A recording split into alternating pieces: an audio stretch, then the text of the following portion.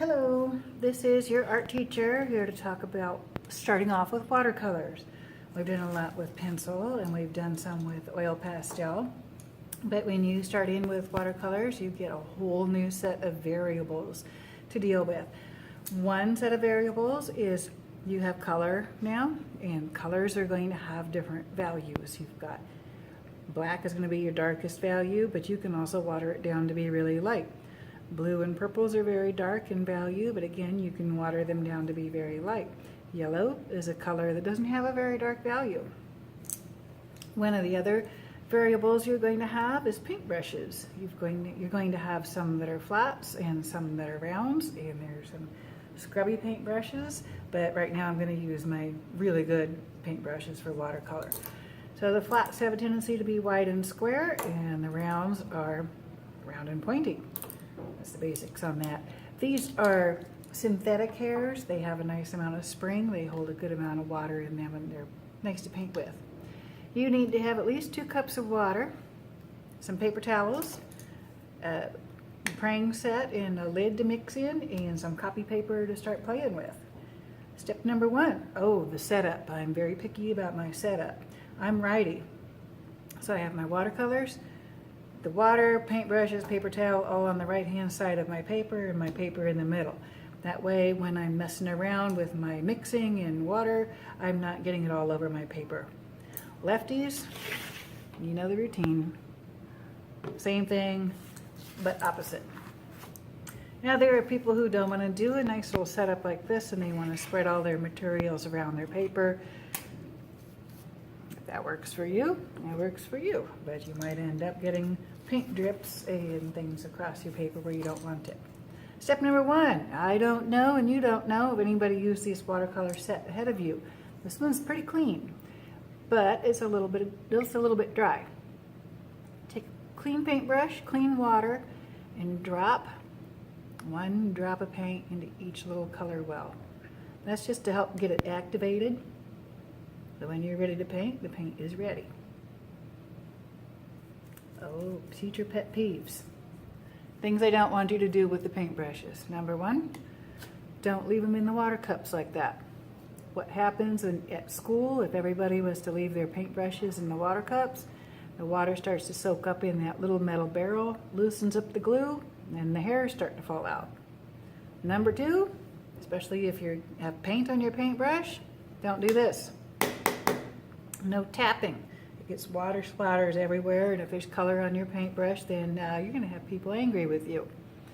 You can wipe it off on the side of your cup and wipe it off on your paper towel. Okay, first step when you get your watercolor and you're just learning how to use them is you are going to try out your paintbrushes and see what kinds of things they can do for you. Some of the things are going to be obvious. Some of them are not. Wide flat, it's going to make a nice wide line.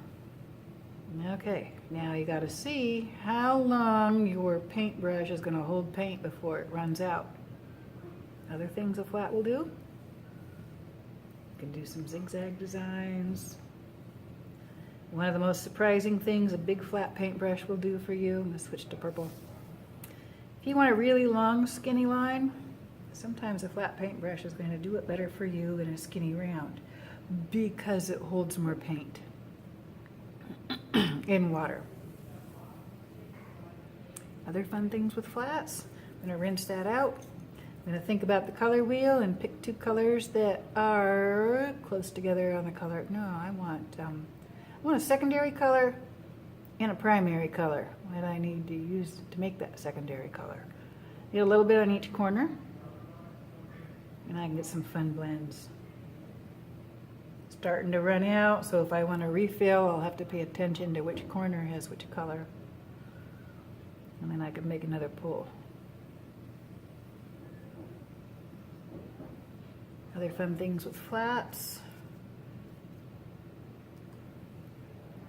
You can try stamping. Bow ties.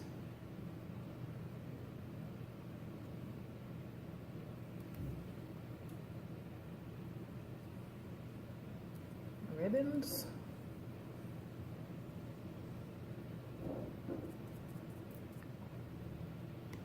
Okay, and then I'm going to want you to try the same thing with the round paintbrushes. What can you do with a round paintbrush?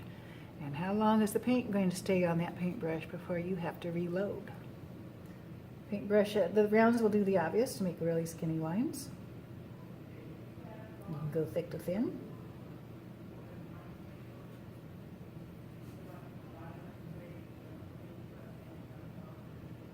Now notice how that paint kind of drops off the end of that paintbrush when I lift it up. That's something you might have to plan for. And then what happens if I just press down with my paintbrush and not actually paint with it? Or if I want to roll it? Get some interesting texture marks that way. Every now and then I'll have somebody try to get 2 colors of paint on their paintbrush, on their round paintbrush, and see how that works. So that's a fun one to do too. Well, while you're playing and messing around with the paintbrushes, really pay attention to when you have to reload. It's fun to do random. I know everyone can do random really, really well. But if you want to make the same line and the same mark, when do you have to pick up paint to keep that same color and same value?